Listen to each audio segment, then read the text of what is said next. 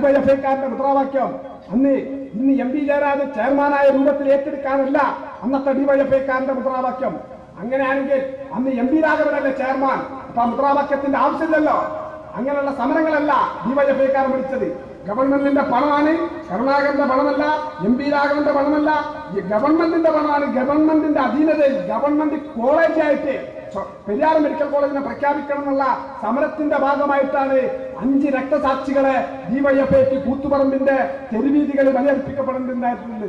അതിന്റെ ശേഷം എത്ര കൊല്ലം CPIM കേരളം ഭരിച്ച് ഇന്ന് വരെ ആ രക്തസാക്ഷികൾ വിളിച്ച മുദ്രാവാക്യം കേരളത്തിന്റെ മണ്ണിൽ നടപ്പിലാക്കാൻ വേണ്ടിയുള്ള സമര പോരാട്ടങ്ങൾ ഡിവൈഎഫ്ഐ നടത്തിയിട്ടുണ്ടോ? നടത്തിയിട്ടില്ലല്ലോ. CPIM കേരളം ഭരിച്ചില്ലേ? പെരിയാർ മെഡിക്കൽ കോളേജ് ഇന്ന് വരെ ഈ സമയം വരെ Periyar medical college government CPIM ഏറ്റെടുത്തിട്ടുണ്ടോ? ഇല്ലല്ലോ. അപ്പൊ സഖാക്കളെ കൂട്ടക്കുരുതി കൊടുക്കുക, സഖാക്കളെ പോലീസിന്റെ മുന്നിലേക്ക് വെടിവെക്കുന്ന പോലീസിന്റെ മുന്നിലേക്ക് ഭരിച്ചേക്കുക, എന്നിട്ട് കുറെ രക്തസാക്ഷികൾ ഉണ്ടാക്കുക. എന്നിട്ട് എന്താ കൊല്ലം ആണ്ട് നേർച്ച നടത്തുന്ന മാതിരി ഇല്ല മരിച്ചിട്ടില്ല, ജീവിക്കുന്നു ഞങ്ങളിലൂടെ, മരിച്ചിട്ടില്ല. നിങ്ങൾ ആരോടായി പറഞ്ഞേ? ഇവരൊക്കെ മരിച്ചിട്ടില്ലേ? എന്നിട്ട് രക്തസാക്ഷികൾ മരിച്ചിട്ടില്ല കൊല്ലം നമ്മൾ കുറെ ഇങ്ങനെ ആലോചിച്ച ഇവരൊക്കെ മരിച്ചിട്ട് കാലം കുറയായി.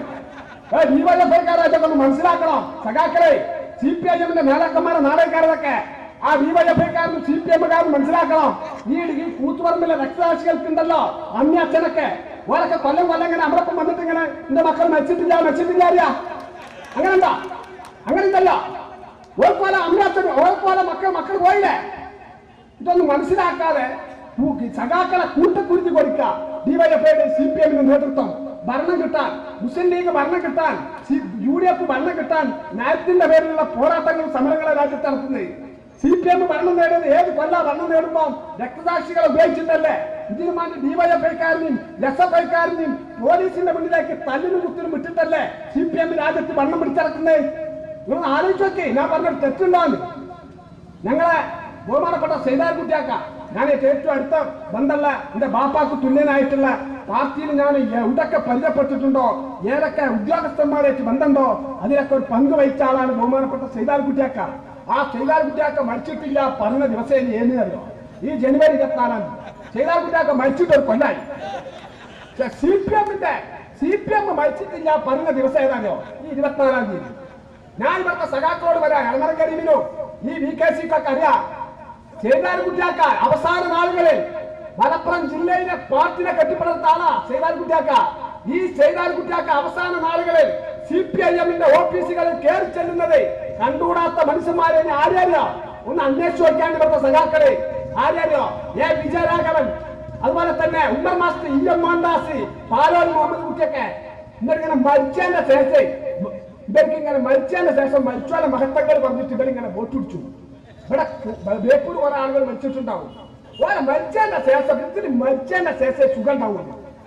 ജീവിച്ചിരിക്കുന്ന കാലത്ത് ഒരു സുഖം ഈ പ്രസ്ഥാനം കൊടുക്കൂല. ജീവിച്ചിരിക്കുന്ന ആളുകൾ അണ്ണാക്കും കൂടെ വെള്ളം ഇറങ്ങ. മരിച്ച ആളുകൾക്ക് വെള്ളം കൊടുക്കാൻ കഴിയോ? മരിച്ച ആളുകൾക്ക് അണ്ണാക്കും കൂടെ വെള്ളം ഒഴിച്ചു വെക്കാൻ കഴിയും? ജീവിച്ചിരിക്കുമ്പോ അല്ല സുഖം കൊടുക്കണ്ടേ? മരിച്ചതിന് ശേഷം മരിച്ചവന്റെ പേരും പറഞ്ഞിട്ട് വോട്ട് പിടിക്കുന്ന ഇങ്ങനത്തെ ഒരു പ്രസ്ഥാനത്തെ, ഇങ്ങനെ പണ്ടാറടക്കിയ ഒരു പ്രസ്ഥാനത്തെ ഇവിടെ വേറെ പഠിക്കുന്നതല്ല. നമ്മൾ സമാധാനമില്ല, നമ്മൾ കാര്യങ്ങൾ പറയാ. ഇതാണ് CPIMന്റെ അവസ്ഥ. മരിച്ചു കഴിയണം, ഇവരെ സുഖം കിട്ടണമെങ്കിൽ മരിക്കണം. ഞാന് 1-2 വെട്ട് ഇതിലൊക്കെ ഇതിൽപ്പെട്ട ആളാ, എനിക്ക് പരിക്ക് പറ്റിയ ആളാ. ഞാൻ മരിച്ചിട്ടില്ലേ? പക്ഷെ മരിച്ചാത്തോണ്ട് ഞാൻ ചെയ്തതാണ് കുറെ. ഇപ്പൊ ഈ പാർട്ടിയിൽ നിന്ന് പോകുന്നതിന്റെ സോളോടെ പറഞ്ഞ് നമ്മൾ ചെയ്ത CPIMന്റെ ആള്. അപ്പൊ മരിക്കണം. മരിച്ചാൽ കൊല്ലം നല്ല രക്തസാക്ഷിക്കായിട്ട് കൊണ്ടിറക്കും. 25ഓളം പാർട്ടി കേസിലെ പ്രതിയാ ഈ നിൽക്കുന്ന ആള്. അന്വേഷിച്ചു നോക്കട്ടെ സഖാക്കളെ. പാർട്ടി മിഷനറിയും പാർട്ടിന്റെ ചാനൽ ഉപയോഗിച്ചാൽ ഈ സെക്കൻഡ് വെച്ചിട്ട് കൊണ്ടോട്ടി ഏരിയയില് ഈ പ്രസംഗിക്കുന്ന ആളുകൾ ആരാന്നറിയല്ലോ. ഷെരീഫ് എന്ന് പറഞ്ഞ ആളാരാന്നറിയല്ലോ. വെറുതെ വരുന്നല്ലത്. വെറുതെ CPIMന് എന്തെങ്കിലും പറഞ്ഞു പോകാൻ കഴിയില്ല. അങ്ങനത്തെ പ്രസ്ഥാനമൊന്നും CPIM ആണെന്ന് നമ്മൾ വിശ്വസിക്കുന്നില്ല. അങ്ങനെ രക്തസാക്ഷികളെ കൂട്ടക്കുരുതി കൊടുത്തിട്ട് ഇങ്ങനെ പാർട്ടി വളർത്തുക, ഇങ്ങനെ ഒരു പാർട്ടി നിങ്ങൾ രാജ്യത്ത് കണ്ടോ? എന്നിട്ട് നമ്മളെ പോത്തോലെ നിന്ന് പോകുകയാണെങ്കിൽ ഇവരെന്താ പറയാറിയോ? MP രാഘവൻ പോയില്ല, ഗൗരിയമ്മ പോയില്ല. ആരാ ഗൗരിയമ്മ MP രാഘവൻ? നിങ്ങൾ ആലോചിച്ച് നോക്കി. ഇന്നപ്പോഴത്തെ ചോട്ടാ സഖാവ് പോണ ആരാ? ഗൗരിയമ്മ MP രാഘവൻ പോണേ? ഞാൻ പോയാലും പറയും ഗൗരിയമ്മ പോയില്ല, MP രാഘവൻ പോയില്ല. ഗൗരിയമ്മ MP രാഘവൻ എന്ന് പറഞ്ഞ ആരാ? കണ്ണൂരിന്റെ എന്നല്ല CPM-ന്റെ പുലിക്കുട്ടിയേരി ഗൗരിയമ്മന്റെ ചരിത്രം എന്താണോ? ഇന്നത്തെ പിണറായി വിജയന്റെ ഭാര്യ ഏത് ചെത്തുതൊഴിലാളിന്റെ മോനായിട്ട് ജനിച്ചല്ല, നല്ല കോടീശ്വര പുത്രിയായിട്ട് പാർട്ടി സമ്പന്ന വർഗത്തിൽ നിന്ന് വന്നിട്ട് കമ്മ്യൂണിസം, അതായത് ജനങ്ങളെ പക്ഷത്തിൽ നിന്ന് പോരാടുന്ന പ്രസ്ഥാനമായിട്ട് മാർക്സിസ്റ്റ് പാർട്ടി പ്രവർത്തിച്ച ഒരു പാവപ്പെട്ടല്ല മാർക്സിസ്റ്റ് പാർട്ടി പ്രവർത്തിച്ച ആദർശത്തിന്റെ പേരിൽ പ്രവർത്തിച്ച ഒരു വനിതാ സഖാവ ഗൗരിയമ്മ. പോലീസിന്റെ ലാത്തിക്ക് ബീജം ധരിക്കുമായിരുന്നെങ്കിൽ ഗൗരിയമ്മക്ക് കുട്ടികൾ ധരിക്കുമായിരുന്ന ഗൗരിയമ്മന്റെ ചരിത്രം CPM DYFI പഠിപ്പിക്കുന്നത്. അപ്പൊ ഞാൻ പറഞ്ഞിട്ടുണ്ടല്ലോ, അതിന്റെ എത്രമാത്രം പീഡനം അനുഭവിച്ചിട്ടുണ്ടാവുന്നു. അങ്ങനെ പീഡനം ശ്രീമേ ടീച്ചർ അനുഭവിച്ചിട്ടുണ്ടോ? ഇല്ലല്ലോ. അങ്ങനെ പീഡനം മരിച്ചുപോയ സുശീല ഗോപാൽ അനുഭവിച്ചിട്ടുണ്ടോ? ഇല്ലല്ലോ. നിങ്ങൾ ആലോചിച്ച് നോക്കി. എന്നിട്ട് ആ ഗൗരിയമ്മ എമ്മിലാകും പോയല്ലേ പാർട്ടിക്ക് കേരള സ്വഭാവമുണ്ട്. പാർട്ടി കേരള പാർട്ടിയാ, ഇന്ന് കേരള പാർട്ടിയാ CPM. മണ്ണാങ്കട്ടെ CPM കേരള പാർട്ടി നടക്കാന്നല്ല. എന്ത് കേരളമില്ലേ? ഒരു കേരളമില്ല. ഇന്ന് വ്യക്തി മുദ്രാവാക്യം വിളിക്കുന്ന പ്രസ്ഥാന. ഇന്ന് ഞാൻ പറഞ്ഞല്ലോ, പിണറായി വിജയൻ സിന്ദാബാദിക്ക് വിളിക്കുന്ന പ്രസ്ഥാന. അന്ന് ഗൗരമ്മ MP രാഘവനൊക്കെ പാർട്ടിക്ക് വേണ്ടി പ്രസംഗിച്ച് നടന്ന പാർട്ടിക്ക് ആളുണ്ടാക്കിയ പാർട്ടിയാ. അന്ന് ഓര് പോകുമ്പോ ഓരെ പാടപ്പോവില്ല. ഒരു CPM-നെ വളർത്താനാ ഈ രാജ്യത്ത് പ്രസംഗിച്ചത്. അതുകൊണ്ട് ഓര് പോയെന്ന ആള് പോയില്ല. ഇന്ന് അതാ. ഇന്ന് VS പോയാൽ എത്ര ആള് പോകും? ഇന്ന് പിണറായി പോയാൽ പാർട്ടിന്റെ പകുതി കണ്ട ആള് പോകില്ലേ? VS പോയാൽ പകുതി കണ്ടിട്ട് ആള് പോകില്ലേ? ഇതൊക്കെ ഞാൻ പറയണോ? സഖാക്കൾക്ക് അറിയുന്ന കാര്യങ്ങളല്ലേ? ഈ മാർക്സിസ്റ്റ് പാർട്ടിന്റെ അവസ്ഥ ആലോചിച്ചേക്ക്. എന്നിട്ട് നമ്മളെ പോലത്തെ പോകുമ്പോഴേ ഇവര് പറഞ്ഞ ഗൗരിയമ്മ പോയില്ലേ, MP പോയില്ലേ, ഇവര് ആളെ വെള്ളത്തിൽ എടുക്കുക. പിന്നെ ഇവര് ചോദിക്കണം എന്താ അറിയോ? നിങ്ങൾ ലീഗിക്ക് പോകാൻ പാടുണ്ടോ? ഞങ്ങളെ ഐക്യം പോയിക്കൊണ്ടെങ്കിൽ നിങ്ങൾ നോക്കണോ? ആരെങ്കിലും പോയി പൊട്ടങ്കച്ച് പോയി ചാടുവോ? വള്ളല കൺഫ്യൂഷനിൽ പോയി ചാടുള്ള ആൾക്കാര് സ്വർഗത്തിൽ നിന്ന് ആരെങ്കിലും നരകത്തേക്ക് പോകുമോ? ബുദ്ധിയുള്ള ആൾക്കാർ നരകത്തിൽ നിന്ന് സ്വർഗത്തേക്കല്ലേ പോകുന്നു. നരകാണ് CPM. ഞങ്ങളെ സംബന്ധിച്ചിടത്തോളം കുറെ കാര്യങ്ങൾ വരാണ്ട്. നരകം തന്നെ CPM നമ്മളെ പോലത്തെ ആളുകൾക്ക്. അങ്ങനെ നരകത്തിൽ നിന്ന് തടിയിരുത്തി കിട്ടുന്ന വണ്ടിക്ക് തടിയിരിക്കല്ലാത്ത കാട്ടിന് ഇങ്ങനെ പേര് പറഞ്ഞു തരിക. ഇങ്ങനെ പോയിക്കൂടാൻ എനിക്ക് ഇവിടുത്തെ CPM-കാരോട് പറയാനുള്ളത് കുറെ കാര്യങ്ങളുണ്ട്. എന്തിനാ നമ്മളെ പോലത്തെ ഇതിൽ പ്രവർത്തിക്കണേ? നമ്മളെ പോലത്തെ പാവപ്പെട്ട സഖാക്കളെ, ഭാര്യമാരി, കുട്ടികളെ കുടുംബസമേതം പരിപാടിക്ക് പങ്കെടുപ്പിക്കാൻ പറയുമ്പോൾ സർക്കുലർ തരും. കുടുംബസമേതം പരിപാടിക്ക് പങ്കെടുക്കുക. ഇവിടുത്തെ പാവപ്പെട്ട അരിജൻ തൊഴിലാളികളും ഇവിടുത്തെ ഹിന്ദു സഹോദരന്മാരായിട്ടുള്ള പാവപ്പെട്ട ഈ ചെത്തു തൊഴിലാളികളുടെ മക്കളും അങ്ങനെയുള്ള പാവപ്പെട്ട ഞാൻ എന്റെ ഭാര്യയും കുട്ടീനെ എല്ലാ പരിപാടിക്കും പങ്കെടുപ്പിക്കുന്ന ആളുകളാ. എല്ലാ പരിപാടിക്കും പങ്കെടുപ്പിക്കരുത്. അതൊക്കെ ഒന്ന് അന്വേഷിച്ചാൽ സഖാക്കറിയാ. അങ്ങനെയുള്ള സഖാവ പ്രസംഗിക്കാനുള്ള അർഹതയുള്ള ആളാ.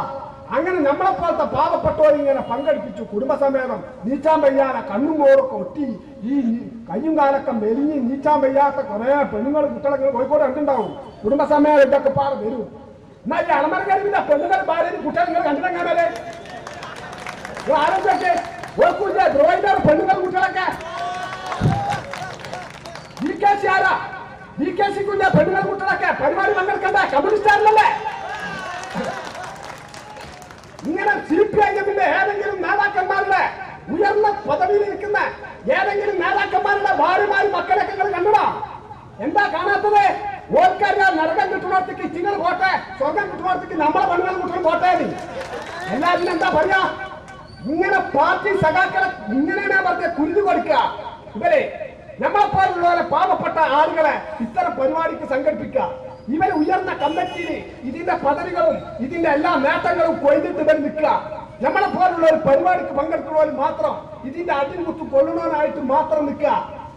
ഞങ്ങളെ ഒരു ഉദാഹരണം പറഞ്ഞുതരാം. DYFI-ക്കാരെ എഴുതി വെച്ചോ നിങ്ങൾ വിളിച്ചു വരിക. നിങ്ങളൊക്കെ ഓരോരുത്തരെ ഞങ്ങളൊക്കെ പെണ്ണുങ്ങളെ കുട്ടികൾ ഇങ്ങനെ പരിപാടിക്ക് കൊണ്ടുവരിക. ഇവരെ പെണ്ണുങ്ങൾ കുട്ടികൾ പരിപാടിക്ക് കൊണ്ടുവരില്ല. ഇതൊരു സത്യമായിട്ടുള്ള കാര്യ. DYFI-ക്കാരെ എഴുതി വെച്ചോ. മലപ്പുറം MSP സ്കൂളിൽ ഈ 5 കൊല്ലം CPM അധികാരത്തിൽ വന്നതിന്റെ ശേഷം മലപ്പുറം MSP സ്കൂളില് 5 പോസ്റ്റില് ആളുകളെ ടീച്ചർമാരെ കയറ്റിയിട്ടുണ്ട്. താൽക്കാലിക പോസ്റ്റല്ല. താൽക്കാലിക പോസ്റ്റ് എന്ന് പറഞ്ഞാൽ ഈ ഭരണം പോയ പിരിച്ചിരുന്നല്ല. കാലാകാലത്തിലുള്ള ടീച്ചർമാരായിട്ട് മലപ്പുറം MSP സ്കൂളില് 5 ആളുകളെ ഈ ഭരണം വന്നതിന്റെ ശേഷം CPIM-ന്റെ നേതാക്കന്മാർ കയറ്റിയിട്ടുണ്ട്. അത് ആരെയും DYFI-ക്കാരെ എഴുതി വെച്ചോ. നാളെ സമ്മേളനങ്ങളിൽ ചോദിക്കാം. ഇന്നെ പോറ്റോർക്ക് ഇന്ന് സമ്മേളനത്തിൽ ചോദിക്കാൻ പറ്റൂലല്ലോ. ലീഗിക്ക് പോകുന്നില്ലേ? എഴുതി വെച്ചോ. ഞാൻ പറഞ്ഞുതരാം ആളുകളെ പേര്. പുറത്തു പോയാല് 12-13 ലക്ഷം റുപ്യ കൊടുത്താൽ കേരളത്തിന്റെ സീറ്റിലാ മലപ്പുറം MSP സ്കൂളിൽ കയറ്റിയത്. ആരറിയോ? ഡിവൈഎഫ്ഐയുടെ മലപ്പുറം ജില്ലാ സെക്രട്ടറി സഖാവ് VP അനിലിന്റെ ഭാര്യനെ രണ്ടാമത് കയറ്റിയത് ആരാറിയോ? വിജയരാഘവന്റെ പെങ്ങളെ മൂന്നാമത് കയറ്റിയത് ആരാറിയോ? ശ്രീരാമകൃഷ്ണൻ ഡിവൈഎഫ്ഐയുടെ അഖിലേന്ത്യാ പ്രസിഡന്റ് ശ്രീരാമകൃഷ്ണന്റെ ഒരു ബന്ധുവിനെ നാലാമത് കയറ്റിയത് ആരാറിയോ? CPIM പെരിന്തൽമണ്ണ ഏരിയ സെക്രട്ടറി സഖാവ് ഉണ്ണികൃഷ്ണന്റെ മകളെ അഞ്ചാമത് കയറ്റിയത് ആരാറിയോ? സഖാവ് TK ഹംസാക്കയുടെ മരുമകളെ. ഇതിൽ എത്ര ആളുകളെ നിങ്ങൾ അന്വേഷിച്ച് നോക്കണം. ഡിവൈഎഫ്ഐക്കാരാ നട്ടല് വളയാത്ത ഡിവൈഎഫ്ഐക്കാരുണ്ടെങ്കിൽ ഇതിലൊന്ന് അന്വേഷിച്ച് നോക്കണം. എത്ര ഡിവൈഎഫ്ഐക്കാരന് എത്ര ഡിവൈഎഫ്ഐക്കും വേണ്ടി തല്ലും കുത്തും പോലീസ് കേസിലെ തല്ലും കുത്തും കൊണ്ട് എത്ര ആളുകൾ ഇതിൽ കേട്ടിട്ടുണ്ടെന്ന് ഡിവൈഎഫ്ഐക്കാരൻ പരിശോധിച്ചു നോക്കണം എന്നാണ് എനിക്ക് പറയാനുള്ളത്.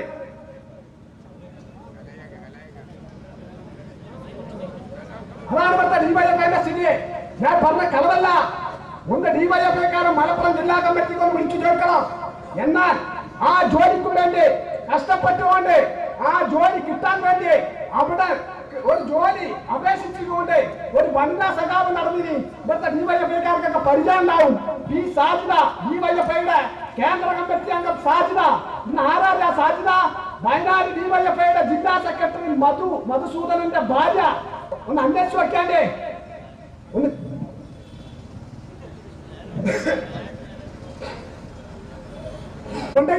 ഇവരൊക്കെ അമ്മാക്കും ബാപ്പാക്കും മരുമക്കൾക്കൊക്കെ ജോലി ഉണ്ടാക്കി കൊടുക്കുക. ഇതിങ്ങാട്ടി നല്ല വേറെ പണിക്ക് പോലല്ലേ സഖാക്കളെ നമ്മളെ പോലത്തെ നല്ലേ? നിങ്ങൾ ആലോചിച്ച് നോക്കേ എന്താണ് ഇവിടുത്തെ ഡിവൈഎഫ്ഐക്കാരുടെ സ്ഥിതി?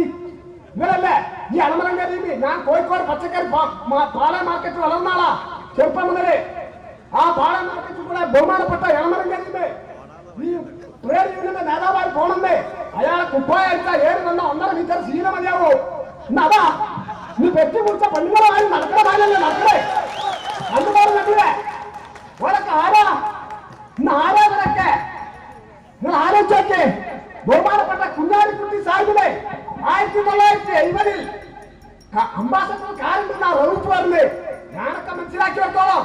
1960 കുഞ്ഞാലിക്കുട്ടി സാഹിബിന് അംബാസഡർ കാറുണ്ടാവും.